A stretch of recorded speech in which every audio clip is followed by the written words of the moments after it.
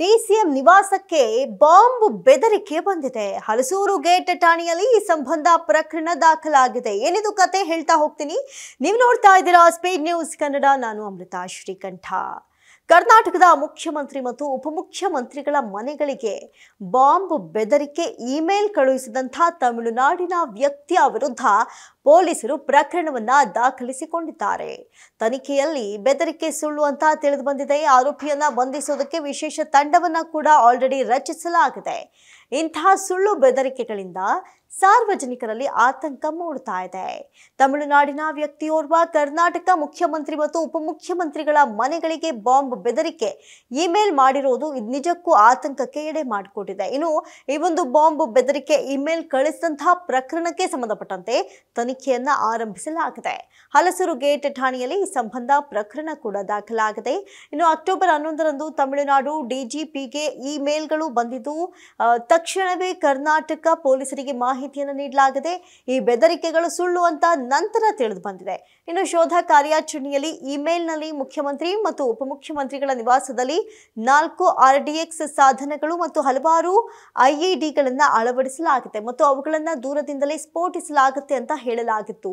ಈ ಮಾಹಿತಿಯ ಆಧಾರದ ಮೇಲೆ ಪ್ರೋಟೋಕಾಲ್ ಪ್ರಕಾರ ಬೆಂಗಳೂರು ಪೊಲೀಸರು 2 ಮನೆಗಳಲ್ಲಿ ಬಾಂಬ್ ಪತ್ತೆ ಮತ್ತು ನಿರ್ಮೂಲನಾ ದಳದೊಂದಿಗೆ ಶೋಧ ಕಾರ್ಯಾಚರಣೆಯನ್ನ ನಡೆಸಿದ್ರು. ಆದರೆ ಸಂಪೂರ್ಣ ಪರಿಶೀಲನೆಯ ನಂತರ ಈ ಇಮೇಲ್ಗಳು ಸುಳ್ಳು ಬೆದರಿಕೆಗಳು ಅಂತ ಖಚಿತಪಡಿಸಲಾಯಿತು ಅಂತ ಹಿರಿಯ ಪೊಲೀಸ್ ಅಧಿಕಾರಿ ತಿಳಿಸಿದ್ದಾರೆ. ಇನ್ನು ಪ್ರಕರಣ ದಾಖಲು ಈ ಸುಳ್ಳು ಬೆದರಿಕೆ ಇಮೇಲ್ ಕಳಿಸಿದಂತಹ ವ್ಯಕ್ತಿಯ ವಿರುದ್ಧ ಪೊಲೀಸರು ಸ್ವಯಂ ಪ್ರೇರಿತವಾಗಿ ಈಗಾಗಲೇ ಪ್ರಕರಣವನ್ನ ದಾಖಲಿಸಿಕೊಂಡಿದ್ದಾರೆ.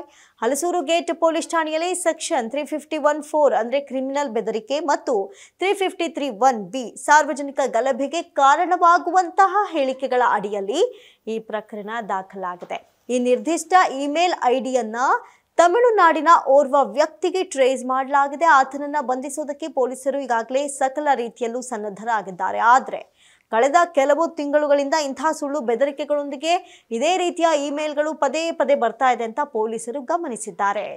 ಇನ್ನು ಇದೇ ವಿಚಾರವಾಗಿ SIT ರಚನೆ ಮಾಡೋದಕ್ಕೂ ರೆಡಿ ಆಗ್ತಾ ಇದೆ. ಯಾಕಂತ ಹೇಳಿದ್ರೆ ಇತ್ತೀಚೆಗಷ್ಟೇ ಎಲ್ಲಾ ಸ್ಕೂಲ್ಗಳಿಗೂ ಕೂಡ ಇಂಥದ್ದೇ ಇಮೇಲ್ ಬಂದಿತ್ತು. ಪೋಷಕರು ಆತಂಕಗೊಂಡಿದ್ರು.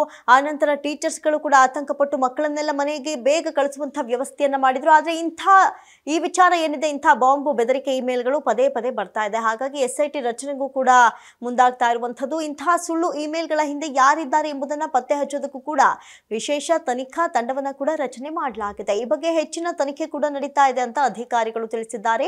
ಇನ್ನು ಈ ಘಟನೆಯು ಸಾರ್ವಜನಿಕರಲ್ಲಿ ಆತಂಕವನ್ನ ಮೂಡಿಸಿದ್ದು, ಇಂತಹ ಸುಳ್ಳು ಬೆದರಿಕೆಗಳಿಂದಾಗಿ ಪೊಲೀಸರ ಸಮಯ ಮತ್ತು ಸಂಪನ್ಮೂಲಗಳು ವ್ಯರ್ಥವಾಗ್ತಾ ಇದೆ. ತಮಿಳುನಾಡಿನ ವ್ಯಕ್ತಿಯೊಬ್ಬರು ಈ ಕೃತ್ಯ ಎಸಗಿದ್ದಾರೆ ಅಂತ ಪ್ರಾಥಮಿಕ ತನಿಖೆಯಿಂದ ವರದಿ ಬಂದಿದೆ. ಆತನನ್ನ ಶೀಘ್ರದಲ್ಲೇ ಬಂಧಿಸಲಾಗುತ್ತೆ ಅಂತ ಪೊಲೀಸರು ಭರವಸೆಯನ್ನು ನೀಡಿದ್ದಾರೆ. ಈ ರೀತಿಯ ಸುಳ್ಳು ಬೆದರಿಕೆಗಳನ್ನ ಗಂಭೀರವಾಗಿ ಪರಿಗಣಿಸಿ ಕಠಿಣ ಕ್ರಮ ಕೈಗೊಳ್ಳಲಾಗುತ್ತೆ ಅಂತ ಅಧಿಕಾರಿಗಳು ಹೇಳಿದ್ದಾರೆ.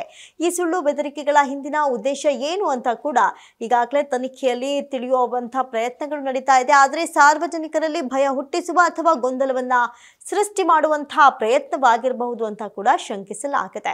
ಪೊಲೀಸರು ಈ ಬಗ್ಗೆಯೂ ಕೂಡ ತನಿಖೆಯನ್ನು ನಡೆಸ್ತಾ ಇದ್ದಾರೆ. ವಿಶೇಷ ತನಿಖಾ ತಂಡವು ಇಂತಹ ಪ್ರಕರಣಗಳನ್ನ ತಡೆಯೋದಕ್ಕೆ ಮತ್ತು ಆರೋಪಿಗಳನ್ನ ಪತ್ತೆ ಹಚ್ಚೋದಕ್ಕೆ ನಿರಂತರವಾಗಿ ಕಾರ್ಯನಿರ್ವಹಿಸ್ತಾ ಇದೆ ಅಂತ ಹೇಳಿದ ಕಾರ್ಯಕ್ರಮವನ್ನು ಮುಗಿಸ್ತಾ ಇದ್ವಿ. ನೋಡ್ತಾ ಇರಿ ಸ್ಪೀಡ್ ನ್ಯೂಸ್ ಕನ್ನಡ. ಸುದ್ದಿ ನಿಮ್ದು, ಬೇಗ ನಮ್ಮದು.